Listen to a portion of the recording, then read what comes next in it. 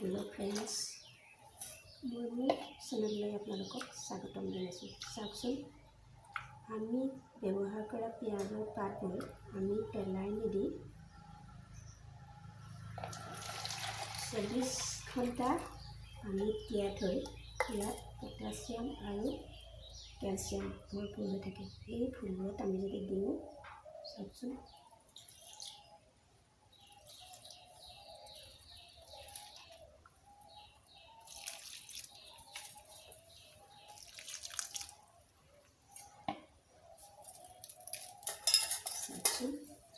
কি ধুনীয়া হৈছে। আপোনালোকেও কৰিবচোন, আৰু যদি মোৰ ভিডিঅ'টো ভাল লাগে ছাবস্ক্ৰাইব কৰিব। ধন্যবাদ।